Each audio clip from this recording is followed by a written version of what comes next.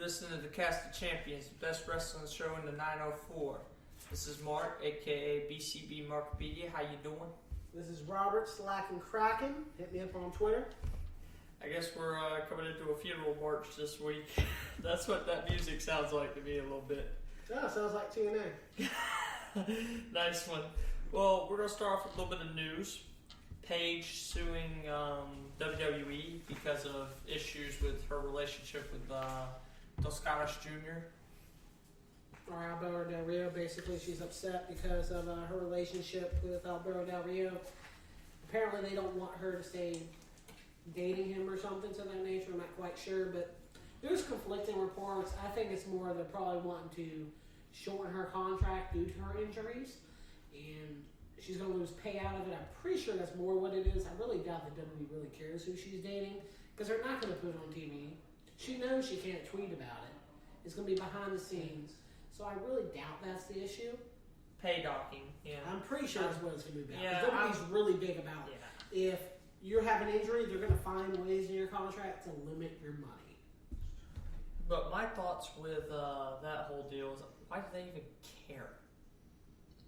About her injury? Because it has nothing to do with her relationship. They don't care. It's been proven over and over. Shawn Michaels married a Nitro Girl. Do you know how much they cared? Zero. Literally, he married a Nitro Girl. And they never threatened him. They never talked to him. I know it's a whole different thing because he's a mega star, but the fact is, he's still an employee and they never cared. It's the fact of that she's injured. They don't know where her career is going. It's added to this, and they're just like, you know what, you're injured. We don't know you're coming back. You have this much contract left, and we want to shorten to this, and you're going to lose this much amount of money. I'm pretty sure that's what it's about, and she's upset about it, so she's calling the lawyer. Yeah. It's not about Alberto. Yeah. Because no one cares about Alberto Del Rio. No. Next up, you got a possible biopic for Chris Benoit. The mass murder that everyone loved to see, a diving headbutt from and a crossface. Yeah. I'm still a big fan. I loved every match that man was ever in. 4 Horsemen for life. It's it's horrible what happened. Even though he did end up killing woman. I mean, there's conspiracy theorists about he never did it, and there's there's someone else there. But the fact is that something horrible happened between him and his family, and we'll never truly know what happened. But the biopic needs to happen. Yeah. I personally think he did it, but he wasn't in his right mind. Well, he had I think they said CTE. He had the lesions of a 70-year-old man. He had the brain activity of a 75-year-old man. And all kinds of crazy stuff. Chronic traumatic encephalopathy was what they diagnosed him with. I mean, CTE. He worked hard. There's no doubt about that. Rumors of Stu Bennett possibly going to ROH. I'm happy about it. It's a good proving ground to see where you go next. It's been proven, if you can make it a Ring of Honor, then you have options for Japan, and then from Japan you really hone your craft, and you can come back to America and really prove yourself and say WWE, and if you're like Moose, TNA. Yeah. I hate to say this, it's Stu Bennett. I think his time with Vince is over, personally, but that's just... You can't say that anymore. Bret Hart came back to WWE. You can never say... I'm saying his time as a wrestler for Vince might be over. It's a wait and see. China's family, or Joni Laurer, for those of you. Mom wants to open the case up again about her daughter's death. Sad to say, I'm pretty sure it's going to end up the same. She was known to have a drug addiction. I mean, if they do open it, that's great. I hope it gives her closure, but there's really nothing else to say about it. Some sad news, Scott Hall falling off the wagon again. Well, I mean, alcohol addiction is something you fight with for your entire life. I'm an avid alcoholic, and I enjoy it, so I'm not going to stop, but it's really something you have to work on, and, it's a day-to-day basis. If you've seen the Jake the Snake's documentary, you can see him on there. You can see him fight and truly try to find himself. Yeah. It's never going to stop. He's going to have issues. He's going to try to make himself better. And it's just a bump in the road. Yeah, I mean, I'm a functioning one myself, so... Exactly. Yeah. Also, so, I mean, it's just a bump in the road. Yes, something happened. Of course, since he's known, it's going to be a bigger issue across the World Wide Web than anything else. But he had a little issue at an airport bar. It's not the end of the world. Yeah, WWE signing collegiate wrestler Max Wessel to a developmental deal. Former collegiate champion. I read some things. He could be the next Brock Lesnar. I hope he does better, honestly. I hope he does better mic skills and doesn't hurt as many people. Yeah. Then there's some minor news. Tommaso Ciampa may be hurt. I mean, he's wrestled hurt a long time. There hasn't been a whole lot of news, so I think it might just be a nagging injury, because if it was serious, it would have came out, because WWE is not really big about hiding that kind of stuff, because they want to promote storylines, and he was still in NXT. He still promoted the tag team division with Johnny Gargano. Mm-hmm. So I don't think it's that serious. And he was supposed to be one of the ones to debut on Raw, rumored. I do not think he signed a full-time contract yet. No, he has. He has? Oh, wow. That's really good. He did with when Gargano did. Okay, because I heard he was still on the fence with it. It wasn't, because I know Gargano did, and you have a couple others. They had some dates, I think, they had to finish, was what it was. Then there was Noam Dar's tweets.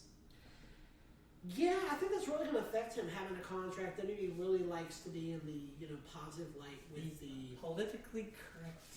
Yeah, he said something about some really horrible stuff. I know he just has a sadistic sense of humor, but if you really want to get to the WWE, you have to think family friendly to an extent. He should be smart about it. If they're able to get past it, great. I like Noam Dar. I think he's a good wrestler. I'm not really much of a fan of his, but... Well, we'll get to it later, but his match with Zack Sabre Jr. was really good. Yeah, but before that, he didn't really... I enjoyed every match he's had, honestly. Well, now that was our news for the week, pretty much. Mm-hmm. Now we're going to get on to the RAW, SmackDown, and the Backlash preview. Raw, of course, the Cruiserweight's coming next week. I am utterly excited. I cannot wait to see the belt. I hope it's not a purple version of the belt. I hope they actually do something different. I really dislike every belt looking the same. I understand why they do it, because they want every branding. belt. Well, it's not even that. They want every belt to have the same prestige. In their version of it, every belt looks the same, so every belt has the same standard. It's not that. That's not the way you do it. You do it by storylines and the wrestler. That's how it's always been done. Every title should look different because it has a different value. Exactly. The women's title should not look like a butterfly, just like Sasha Banks stated.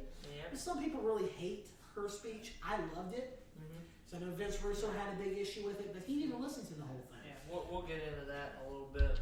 To start off, you had Stephanie and Kevin Steen and Seth Rollins and all them. The KO show.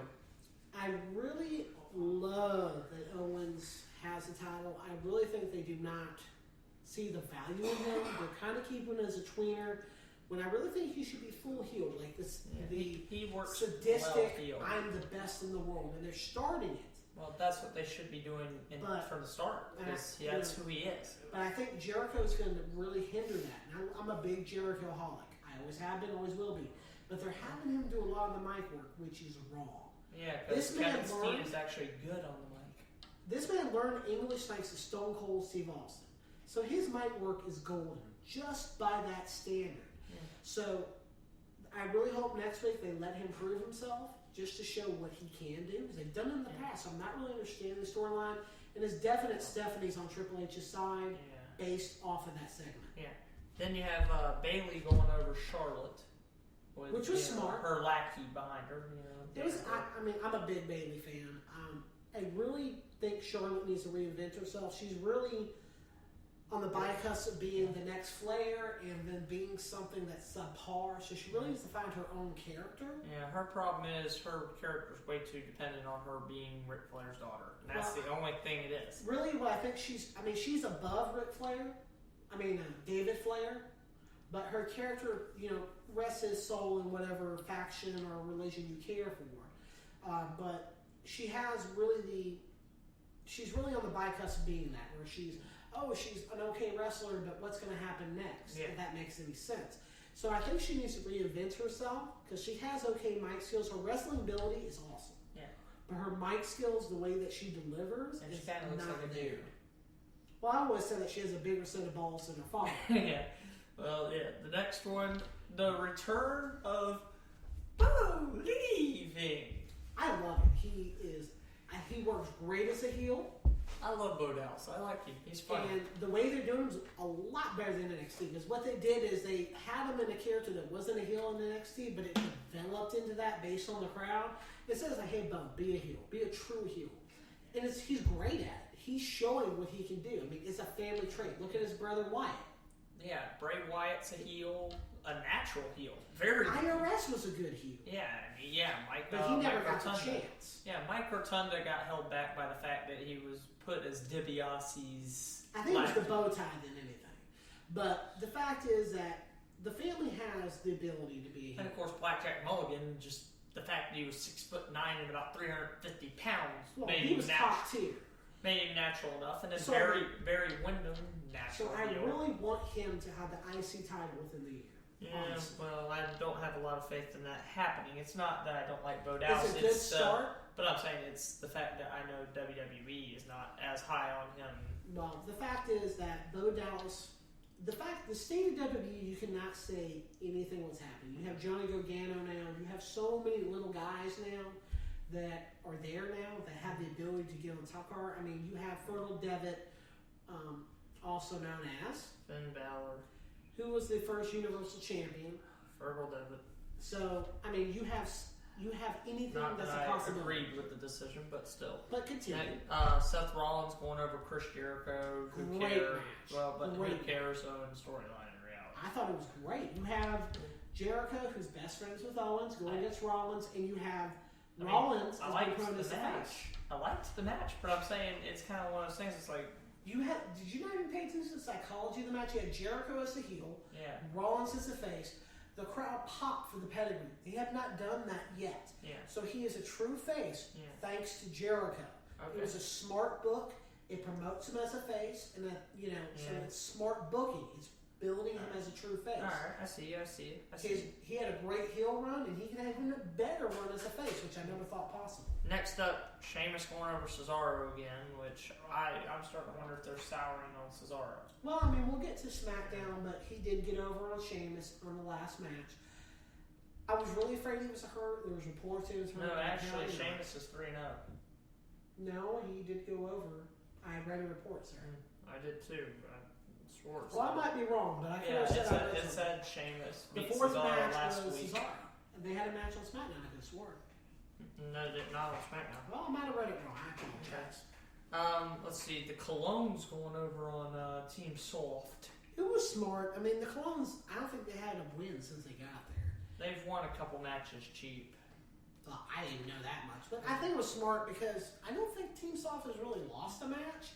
And it's nice to actually build a dynamic that they can lose. I mean, it was a throwaway match. I think it was really just a time waster. But, because nothing really happened that was important in that match. It was a throwaway match. And then the next match, Nia Jax. Who cares? Well, I mean, you had Alicia Fox for some reason spout randomness like she has Tourette's and throw a box at her. As I said, who cares? Which some people said was the most entertaining thing on Raw, which I can really The not. Bullet Club, then the new Old Bay or whatever. It reminded me of NWO against the Four Horsemen. They drew a lot from that. I don't know if you remember the speech with Kevin Nash when he was as Arn Anderson with the liver spots. Yeah. It reminded me a lot of that.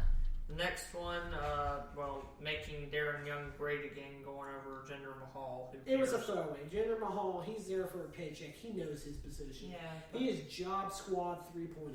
But at least he knows his role and shuts his mouth. He deserves better. He really does. He has a lot of ability. I think he has some mic ability, but they will not give it to him. I don't know what their issue is. 3MB, that's the issue. Next up, Braun Strowman and Sin Cara. Yeah, I guess the last week they built something when he ripped the mask off of. I guess they're trying to build a program between them, but Strowman's really still green, and I don't see Sin Cara and Mr. Botchamania really pulling anything off. Or Hunico. Yeah, I don't really know what to say about And then that. Sasha Banks' promo. I loved it. I know Vince Russo had issues. Apparently people in the back had issues. Yeah. Because she named a couple people that had injuries. The Yeah, problem is that she shot her yap. That's why they have an issue with it. she didn't lie. She spoke the truth. You know, the bra and panties matches, Tyson Kidd being injured.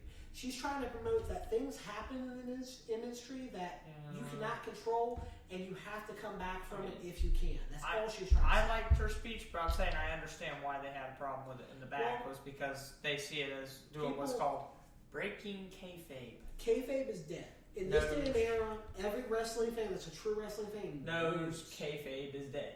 It's dead. It is dead. That's why I loved it, because she spoke the truth. Like I said, Vince Russo, he didn't even listen to the whole promo because he's like, oh, she did say this about a female wrestler. She promoted Lita, Trish Stratus. List goes on. If they had a problem with it backstage, then she must have gone off script somewhere. That's the only thing I'm thinking. Well, then she went stone cold with it. Yeah, I mean, it's the best promo is a non-scripted. It's been proven over and over. Finally, Kevin Steen going over El Generico for the millionth time. Well, you can never deny that they have, 3-star matches. I mean, 5-star matches. They're like best friends offset anyway, but still, they always will. Kind of one of those things. It's like how many you like them, but it's like how many times they wanted a guaranteed 5-star match. The problem is that even that match too much. I've been fans with them before Ring of Honor. You know, PWG. Every indie promotion you can think of. I know who Kevin Steen was for years. I know who El Generico was for years. But the thing is, it's like we've seen that match. I think it was more just to prove that he's still better than him as Universal Champion, because there was going to be talk about it. So this guy out of the way before the talk started. I love the match. I don't think it was necessary, but I understand because he's a champ and he's the best friend, former, if you want to call it that. And it was just to get it out of the way for the internet rumors, and then they had to do a match that everyone hated because they did it because the internet community was talking crap. Yeah. That's why they did it. So that was your Raw wrap up for the most part. Mediocre, not nearly as good as last week, and I really think they need to give more mic time to Kevin Steen to stop this tweener crap and give him a heel row. Yeah, because that's what he is. And Jericho does not need to talk for this man. And then now on SmackDown Live. Start out with a women's segment. Which is honestly the best thing of the whole show. I mean, honestly. Carmella as a heel is gold. I never She's thought actually working as a heel. She is gold as a heel. She is the best heel female on Raw. As a face, the first couple times on SmackDown, she couldn't. She was whitewash, honestly. Yeah, she was crap. As a heel, she's sarcastic. She has everything she needs to be. She is so good as a heel. She almost has. It's almost like, I guess, they're like, show some personality. It's like, okay, cool. I'm a heel naturally. I really want Alexa Bliss and Carmella to be a tag team. They have the ability. They have the history. And they're talking about a Divas Tag Team Championship. Tell me that's not good. Oh, that's great. Next up, you had the Miz's segment, which the Miz has actually started to do, I think, some of the best work he's ever done. And like I said a couple weeks ago, Miz's wife has helped him so much. He's more comfortable. He's more confident. And Dolph Ziggler, the best thing he's done in the last 3 years is the commentary he did at the table. Yeah. And then, I love him as a commentator. As a wrestler, he has all the ability in the world, but he cannot draw. Yeah. And then, he went over Apollo Crews, which is sad to see that they're doing that. Like I already said, Apollo Crews needs to be a heel and he needs a manager. He needs to really rebuild himself because he has so much ability, so much talent, but he cannot draw at this point. His mic skills are a little bit non-existent. Non-existent. Yeah. He has a great smile, but that does not translate to being a wrestler. No, it doesn't. Next up, you had, AJ Styles on the mic.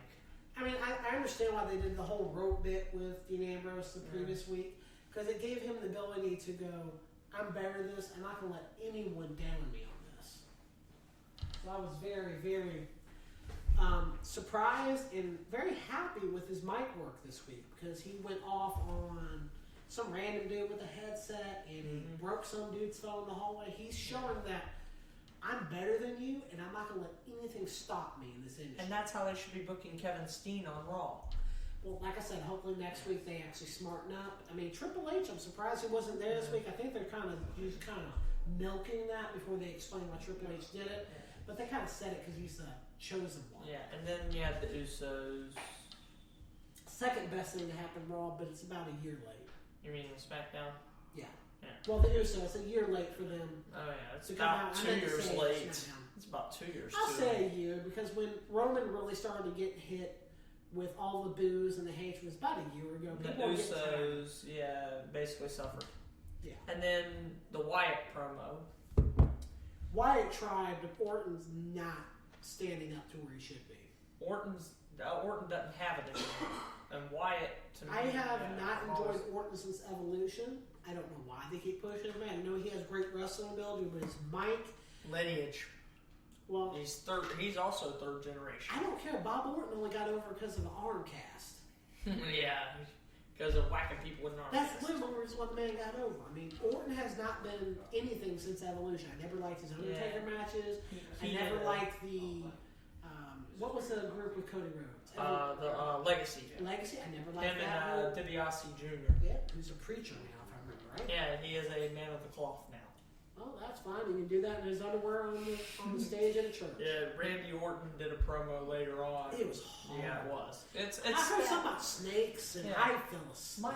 My question is, it's like you got Bray Wyatt, who's got all the talent in the world, and you've got him against Randy Orton, who seems to be half-assing it.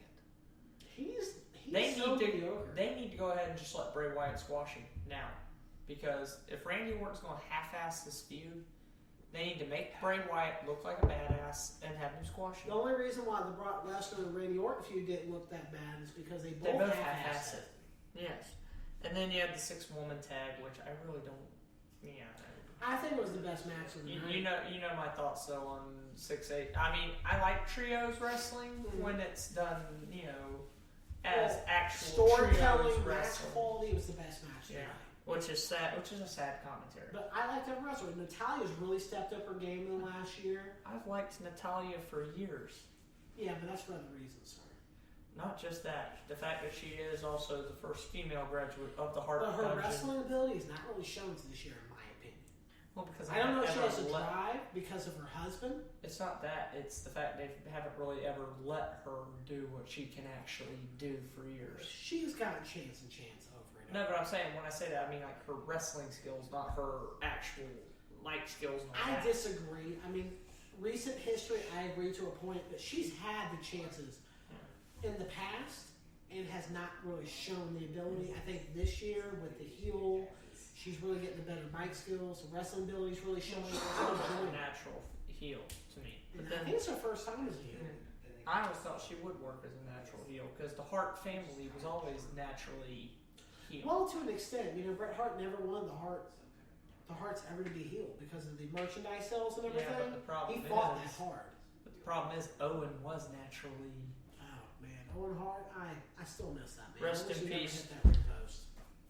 Rest in peace, Mr. Rest in Owen peace, Hart. and if you're in the ground or the urn, wherever you are, I hope you're doing well. Yes, sir. American Alpha going over on the Usos, which American Alpha, I hate to say this, they're kind of not really as over with the. They're so over that they're afraid to give them the titles already. But I'm saying they're not as over as they should be. They should I disagree. be. Yeah. I disagree. I think they're the most over tag team. I know within a year you're going to have Jason Jordan with a blonde goatee and blonde hair, and Scott Steiner going after Gable. I know that's going to happen because they are the new age Steiner brothers. Yeah, but then of course they now have a kayfabe leg injury to Well, check it's in. smart because I would have just given them the titles and well, built if a you deal. think about That's it, just me, think about it logically. So you have the best tag team on SmackDown, which is the Alphas. obviously. They automatically get the titles. Who's going to take it from them right now? Tell me. I'd bring up the Revival. I'm talking about SmackDown right now. I'm not talking about bringing anybody else up. No, but I'm saying I would have the Revival debut right after Backlash. Who's on SmackDown that can beat the Alphas for the title? No one. Not even Slater and Rhino. And that's the next best tag team, and they just started. So, smart booking to save the Alphas so they do not get buried because who's going to beat them? So it makes no sense for anyone, the Usos or anyone else to beat them. They had them do a kayfabe injury. So they have something to chase. And then you have the Revival come up, which should already be up because the stuff they did the last 3 weeks on NXT. They're insanely awesome. I'm a huge fan of the Revival. They should I'm be a up. fan They're of the theirs. best. They're the best heel tag team on WWE. They kind of remind me of like a smaller APA. No, they're beyond that. They remind me of old school. Like Ole and Arn. Ole and Arn. That's who they and are. the Minnesota Wrecking Crew. They're the Minnesota Wrecking Crew 2.0 with better mic skills. I don't think they even had Mike Stewart back in the day, did they? Arn did, yeah. Dude, exploding. He was talking about spine busters and punching you in the face. Well, but that was his gimmick though, and that's who he was. He was the tough guy. That's what he is. He was the enforcer, the full horseman. Yep. Then you had Kane and Von Dumbass. I'm just happy Kane chokeslammed in the segment. I don't know who the random old lady was. It's literally that you had to make time for a commercial break. If this is what you're going to have, why is it 3 hours? Thank you. And then you had, it's 2 hours. Rhino and Slater going over the retarded hype bros. I loved the ending. When he hugged his random family, it was a great moment. Slater's doing the best work he's ever done. Well, they're actually finally giving Slater a chance to actually... It's not even a chance. They gave him a horrible storyline. He's turning into gold. If they do not give this man something by the end of this, it is a slap in the face. They're making a mistake. Yes. Yeah, it's a slap in the face. Because everything he's given from Social Outcast to the 3-man band, he's made work. He's put Brock Lesnar over when it was unnecessary. Yeah. He is a warhorse. In the words of his theme song, he's just one man. It's just... He's a one-man band. He's so underrated. His mic skills are great. He has the ability. They need to do something. He deserves something. I don't know what they're going to do for the man, but he deserves something. And I really want him to go over. They deserve the tag team championships. Because Rhino is kind of a semi-legend. Well, he's an ECW legend. You know, it's not his first... Keyword, I said semi-legend. Before ECW, he was on, I think it was Saturday Night Heat. He had a couple of matches. Yeah. As Terry Garrett. Exactly. His real name. And he's actually running as he's trying to run for Congress right now. Yeah, that's why I'm kind of fearful they're not going to win. Because if he gets that position, he's going to. But I don't think he's going to win. And then the Kurt Hawkins vignette. So I cannot wait till next week. I love Kurt Hawkins. Fact. Yeah. I'm a big Kurt Hawkins fan. I was upset when he left NXT the last time. And left WWE. Because he went up to the main roster last time. Well, his last match, I'm pretty sure was NXT. Probably was his last match, but I'm saying he was on the main roster. Because he had Tyler Rex was his tag team. And then Zack Ryder on the main roster. Oh, God. Well, it was Edge's little buddies or something. God, man. I never thought Zack Ryder would look worse with long hair. Never thought. But he does. And then here's that's it for SmackDown, but here's the Backlash card. You got Ambrose versus Styles. Styles better win. Yes, please, dear God, because Ambrose, I'm getting ready to cringe. Then the women's 6-pack match. Which is probably going to steal the show, honestly. And you have the Usos and the Hype Bros who get... That's the bathroom break match. You mind if I still do? Stay hyped? No, I'd rather go to the bathroom. Thank you. Down for me, sir? I asked if you minded. Let's see. Winner versus Slater and Rhino. Slater and Rhino should go over. And then Orton and Wyatt.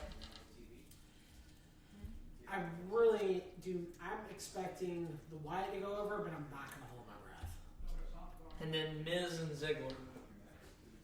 You already know who I think should win, and I hate to say it because I never thought I would. I personally think The Miz should win. The Miz should go over because it proves himself as a heel, and that's going to submit his title run. And he's doing the best work of his career right now, so I'd rather him be rewarded. When he had the title run with the WWE Championship, this is work of his career. This is his second chance to really prove himself. Well, that was your WWE main roster wrap-up. Mm-hmm. Next up, we got the Cruiserweight Challenge. Awesome show. Mascara Dorado going over on Tozawa with the Metallic Driver. I was really upset about Tozawa losing, but I know he's going to be on Raw, so I'm very, very excited. And I like Mascara Dorado. At least if he's going to lose to somebody I actually like. I mean, the match is great, but Tozawa is...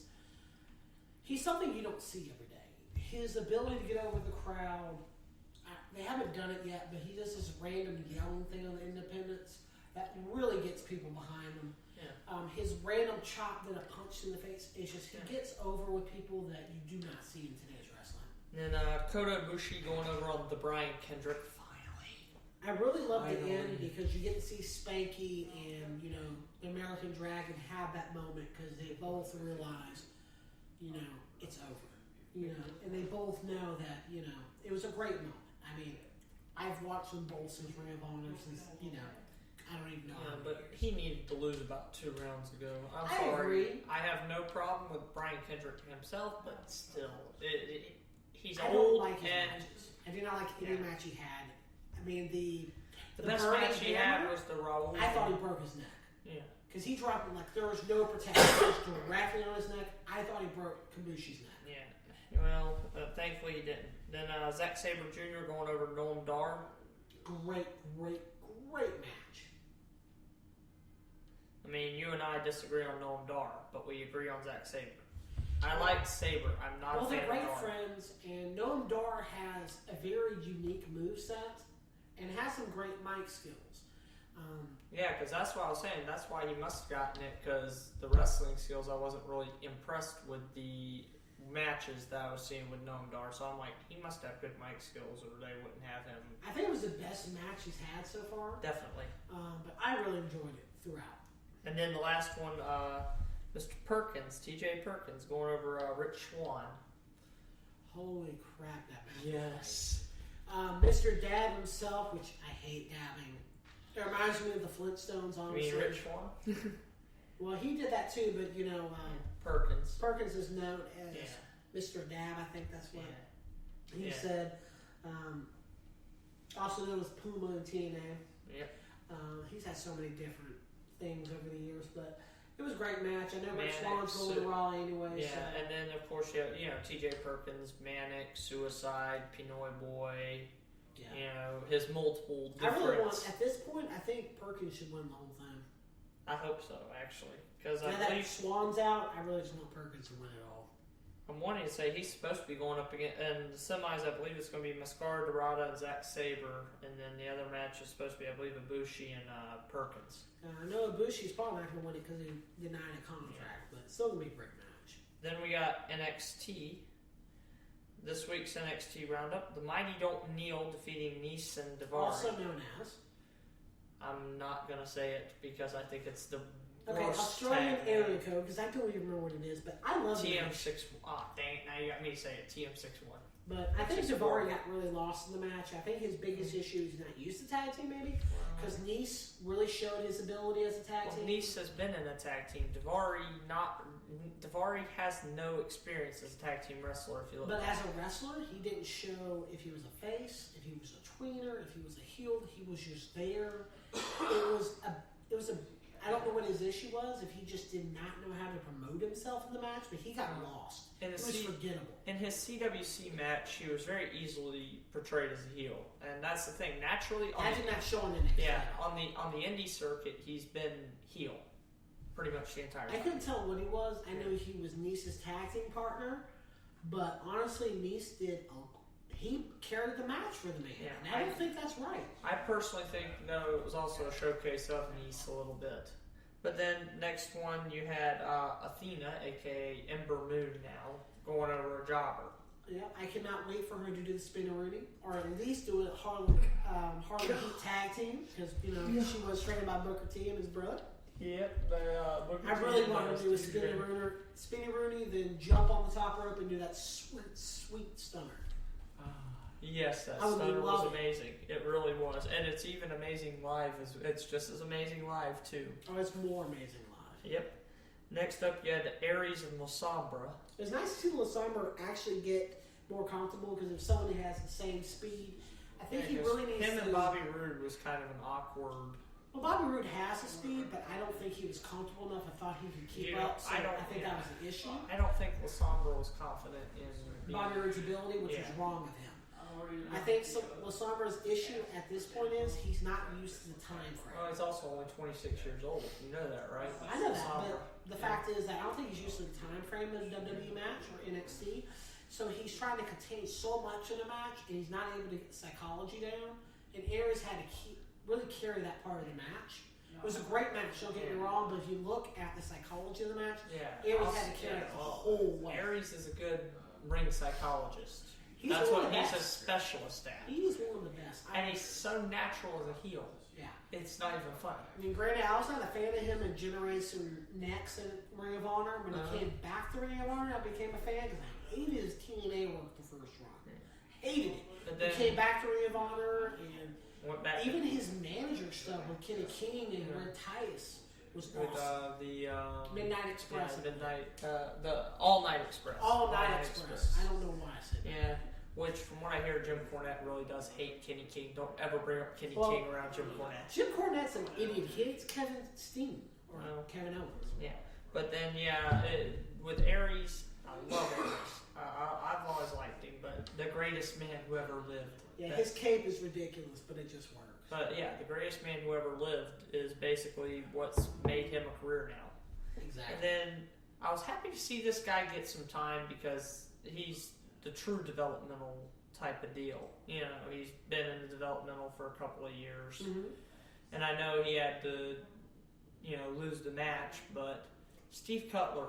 Well, he had to lose the match, but he got mic time before the match. Yeah. He got a 30-second promo. Exactly. How he's better than Nakamura, what he's had to do in his life. He's actually an ex-Marine. Yeah. It's the fact of... Or a Marine. It was not a job match. He did not job glad. to Nakamura. Yes, Nakamura won, but the fact is that he got...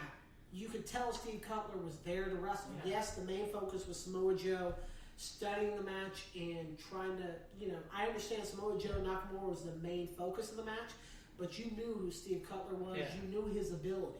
They're promoting that man to be the next face of NXT. By the way, I apologize to the military community. A Marine, not an ex-Marine, because I know Marines would jump me for that. I'm sorry. Once a Marine, always a Marine. Simple, fine. Thank you. But I really like what they're doing. I know you feel that they took longer, but the fact of that the first week he has a random match with another developmental guy, that he's in the main event with the champion, shows they have a lot of faith. It's the fact that it took at least 2 years just for him to get to TV when I thought he was ready last year. Well, that's you, but that you do not know the issues that I've also seen multiple house shows with him in it, and his micability has gotten better. Has gotten better, but it's not to the point it should be, and that's probably what kept him back. He's a tough guy. That's what he is, and that's what they need to promote him as, is a tough guy. I understand that, but his micability is he's a little above having a manager, but not by much. Yeah, and then we'll go from NXT, which is basically NXTNA now in some aspects, to Lucha Underground. It was the best wrestling program ever. Yes, sir. I was so happy to have Lucha Underground back. Yes, thank you. Started with a little Dario Cueto action. I love the Dario production Cueto value. It's like watching the movie every week. Is what TNA used to be able to do, which they can't do anymore. But you watch it and you're just so into the storyline. You sometimes forget it's wrestling. We'll get into the crap show that is TNA in a little bit.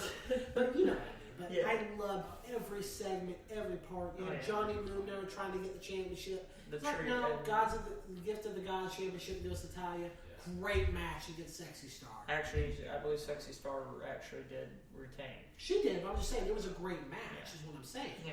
I mean, and it was one of her best matches that I've seen, because I don't like the whole women wrestling men deal all the time. I do, because I'm a big Chikara fan, and they've always been one to go. Speaking of Chikara, did you see that clip where he threw the banana? Yes. It was Space Monkey. That's why I love Chikara. Because they have the best comedy bits in wrestling. Look up Chuck Taylor Grenade.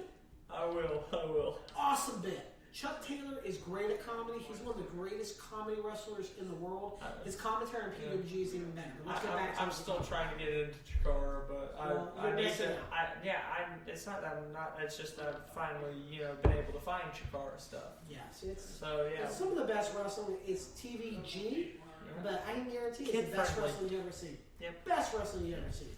You had Matanza go over Son of Havoc, aka Matt Cross, for those. Best match Matanza's had. Yep. Well, it's Matt Cross. He's working with somebody who can work. Son of Havoc, Matt Cross.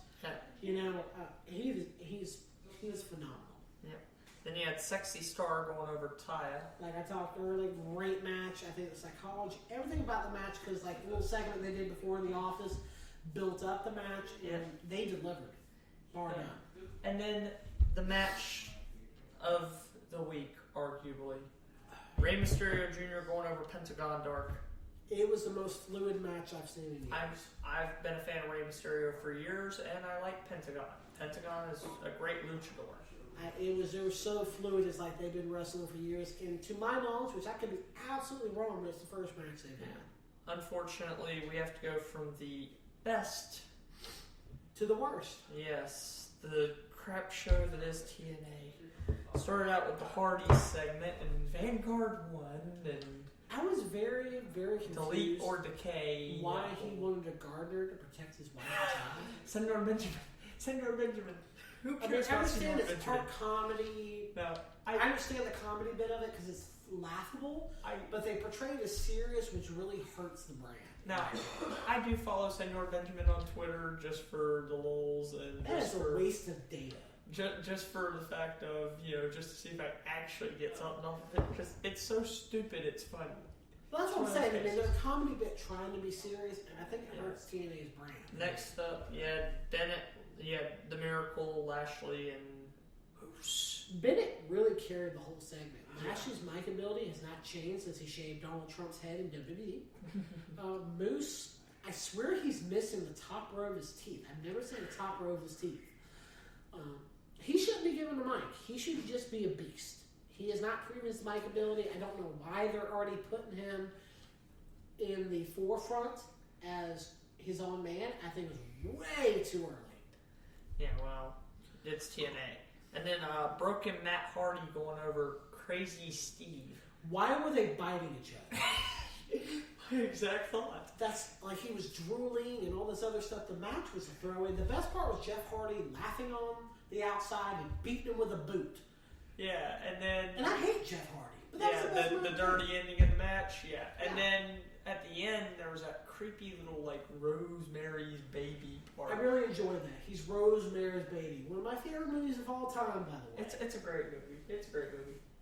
And then you had DJZ going over in the X Division match. Smart move. I mean, I'm a big Andrew Evett and Trevor Lee fan, but you're right. They should go for tag team champions. Yeah.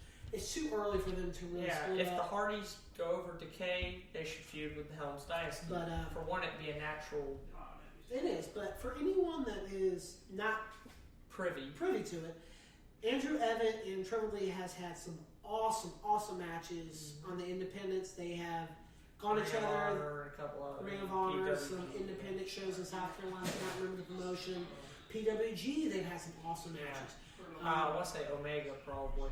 Omega, they probably have. They've been all over. Yeah, because for those of you who are not privy to it, which I'm pretty sure most of y'all are, the case of the Helms Dynasty versus the Hardys, why it would be a natural rivalry is because Shane Helms is really good friends with the Hardys. That's where he got his start. Yes. Which is the Hardys promotion. And not only that, they're like best friends in real life. Of course.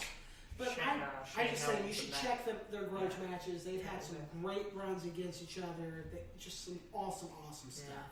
What's next? Well, to go from the best part of the show to arguably one of the worst. The Galloway, Sandow, and Corgan. Corgan does not need to be on TV. I think the only reason why Corgan's on there is because it's probably part of their contract with Pop TV they're probably forcing him to be on there. When Dixie draws better than Corgan, you have a damn problem. But what I'm saying is he's probably on there because he's forced. Well, Pop TV looked at the ratings because people probably go to the bathroom or change the channel, and when he starts talking, they either bring Dixie back or stop. Having an authority figure on it altogether. What they need to do is what they've done in every promotion. Maybe even bring Dirty Dutch. What they need to do is have a TNA original come in and just be the face of the corporate office because they have the mic ability and they can take a bump. You already know who I'm thinking now, since he's already hired there and once Decay loses the tag titles. Maybe Chris Parks. He still has a lot of time run. I'm not a big fan of him. I've never been a fan of The Mist. I liked his Chris Parks run. Joseph Parks. Yeah. I love that run because it was great comedy. Other than that, I never enjoyed it. Ring of Honor or otherwise. I thought he was going to be like the second coming of Kane, but that's just me. That's what they've always promoted him, but Kane had a psychology where he never had to speak. Abyss does have good psychology, it's just he doesn't. I disagree. I think he is a trash wrestler that they try to promote more. Then the next thing, EC3 versus Eli Drake. A waste of EC3. He deserves better. EC3 is the best heel that's not in Vince's property, even though they're running him as face now. Yeah, he can work face, heel, tweener. They turned him into a joke in Vince land, and now TNA, he's actually revived his career. He has, and I'm pretty sure he's going to end up somewhere better, because I don't see TNA. Hopefully he ends up in Japan or something like that after TNA gets done. I don't know, because TNA, where it's going, because I thought Corgan was going to save it, but it's in the same boat, and I think it's starting to sink faster. Yeah, and then you had almost like a finger poke of doom moment with the women's title. Maria Conley's versus Allie. It reminds me of early WCW women's wrestling where you really didn't even know why it was there. Yeah, what has happened to TNA? It used to be the best women's wrestling around, other than, promotions that were exclusively, or promotions that were exclusively women. Shimmer. Yeah, Shimmer is beyond great. Yeah. And then you had Lashley going over to Miracle, thanks to Moose. Yeah, I knew that was going to happen. They're probably going to promote Miracle as a face, but he can work as a face. And I think he's doing his best work of his career. I was not a fan of the man in TNA. Ring of Honor. Speaking of the Miracle, I've heard rumors that they're looking at trying to bring the whole kingdom. Well, Adam Cole's not coming. I can tell you that now. Yeah, but the other guy is.